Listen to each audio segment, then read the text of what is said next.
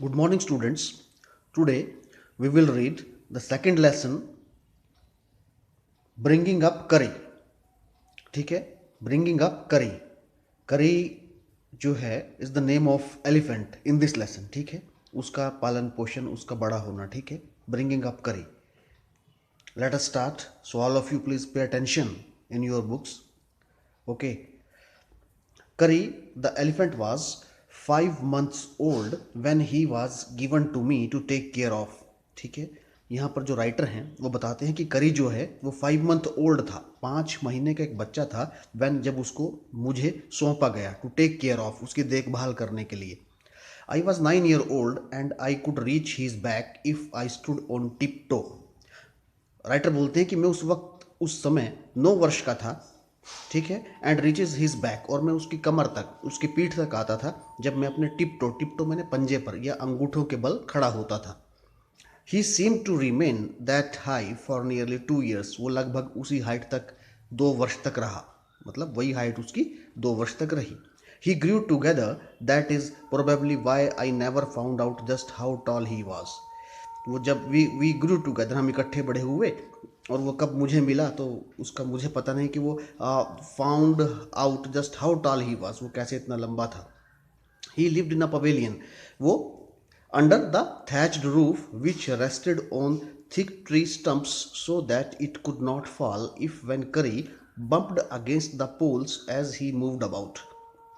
He lived in a pavilion, वो एक pavilion में रहता था. पवेलियन जैसे हमारा पवेलियन होता है हमारे ग्राउंड्स में, ठीक है, जहाँ लोग बैठते हैं.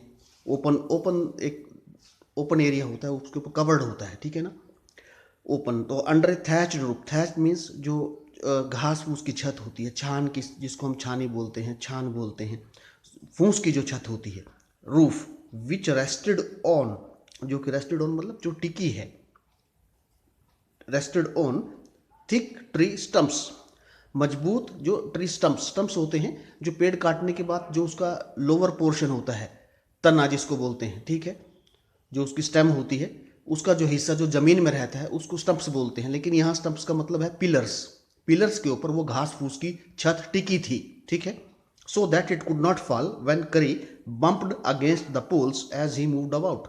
Bumped means to hit violently, जोर से टकराना या चोट मारना. अगर करी जो है उसके साथ टकराएगा या उसको हिट करेगा तो वो नहीं गिरेगी, वो इतने मजबूत पोल्स पर वो छत लगी थी, ठीक है.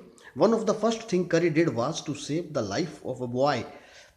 एक काम जो करी ने सबसे पहले किया था वो था एक बच्चे की जान बचाना. Curry did not eat much but he nevertheless needed 40 pound of twigs a day to chew and play with. वो ज़्यादा तो नहीं खाता था, लेकिन उसको लगभग 40 pound ट्विग्स, ट्विग्स माने जो सॉफ्ट ब्रांचेज होती हैं, ठीक है, soft branches of the tree, एक दिन में चाहिए थी चबाने के लिए, खेलने के लिए. Every day I use to take him to the river in the morning for his bath. प्रतिदिन मैं उसको ले जाता था सुबह, प्रातःकाल, उसके मॉर्निंग वॉक के लिए, उसको नदी में नहाने के लिए. He would lie down on the sand bank while I rubbed him with the clean sand of the river for an hour.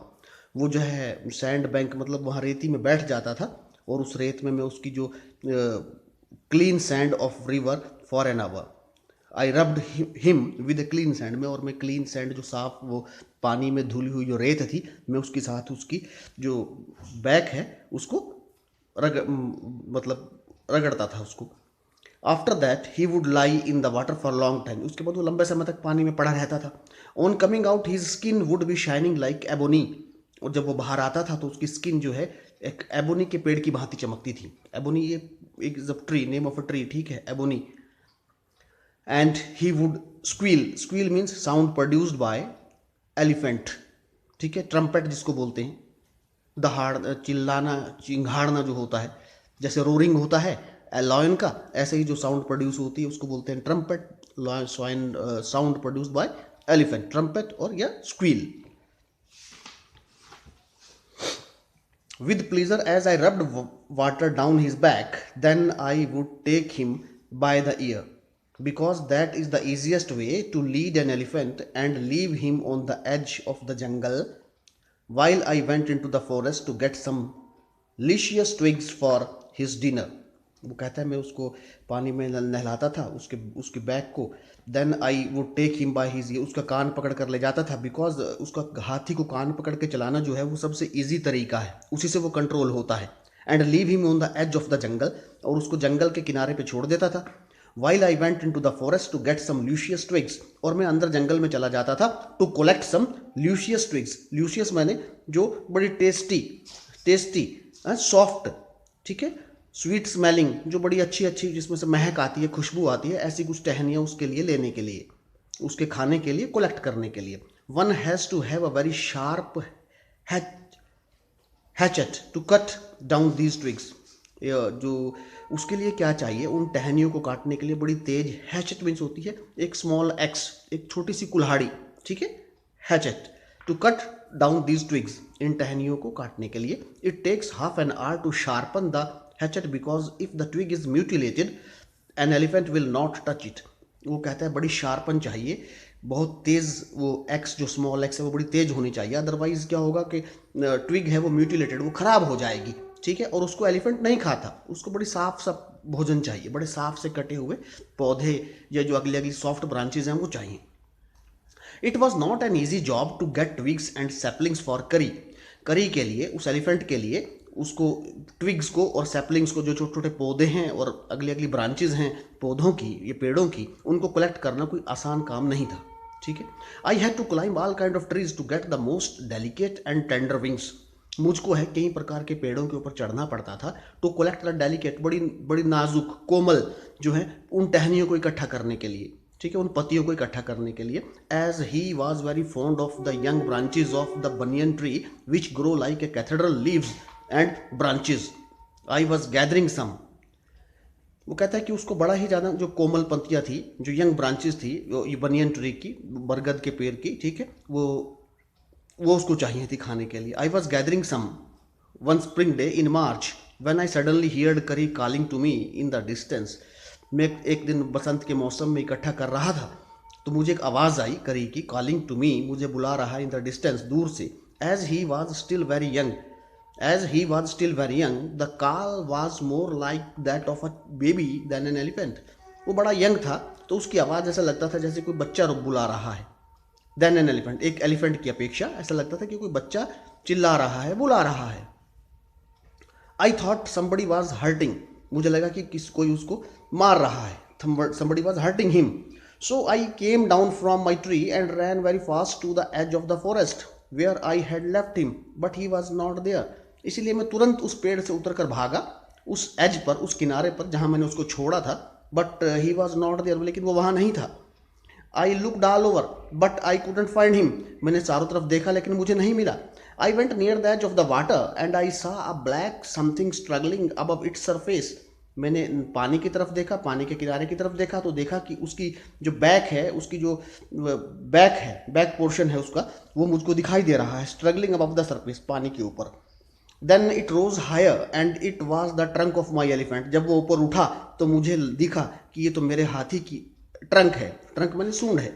I thought he was drowning, मुझे लगा वो डूब रहा है, मुझे लगा कि वो डूब रहा था, ठीक है। I was helpless because I could not jump in to the water and save the 400 pounds of him since he was much higher than आई।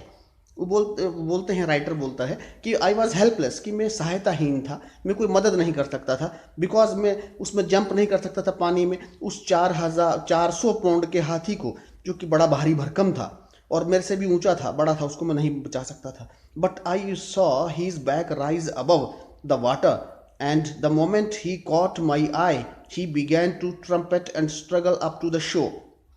लेकिन मैंने देखा उसकी बैक जब ऊपर आ रही है, and the moment he caught my eyes, और जब उसने मेरी आंखों को देखा, मुझे देखा, ही बिगैन टू ट्रम्पेट, वो दहाड़ने लगा, चिल्लाने लगा, स्ट्रगल करने लगा, टू द शोर, किनारे पर आने के लिए। देन स्टिल ट्रम्पेटिंग, चिल्लाते हुए, he pushed me in to the river water, उसने मुझे नदी के पानी में धक्का दे दिया। And as I fell in to the stream, और मैं नदी में गिर गया।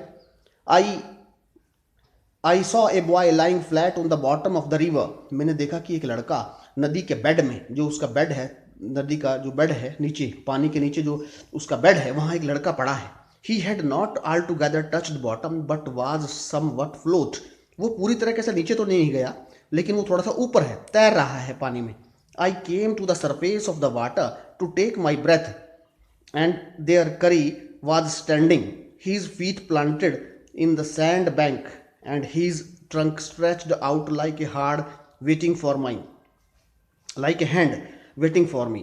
और उसमें मैं नीचे जाता हूँ, पानी में देखता हूँ, ब्रेथ एंड करी वाज स्टैंडिंग, हिज फीट, करी वहीं खड़ा है, हिज फीट प्लांटेड, प्लांटेड मैंने उसने पैर गड़ा लिए हैं, सैंड मैंने रेत में, and his trunk stretched out, और उसकी सूंड है वो बाहर है, लाइक ए हैंड, जैसे कि कोई हाथ हो, waiting for me, waiting for mine, जो कि हाथ हो, मेरी प्रतीक्षा कर रहा हो बाहर खड़ा होकर के। I dived down again and pulled the body of the drowning boy to the surface, but not being a good swimmer I could not swim ashore and the slow current was already dragging me down। I dived down again, मैं again दोबारा मैं नीचे गया, pulled the body of the drowning boy to the surface, और उस डूबे हुए बच्चे की बॉडी को लेकर सरफेस बाहर आया, किनारे पर आया, but not being a good swimmer, लेकिन मैं अच्छा स्विमर, अच्छा तैराक नहीं था। आई कुड नॉट स्विम, मैं नहीं तैर सकता था किनारे तक। And slowly current was already dragging me down, current means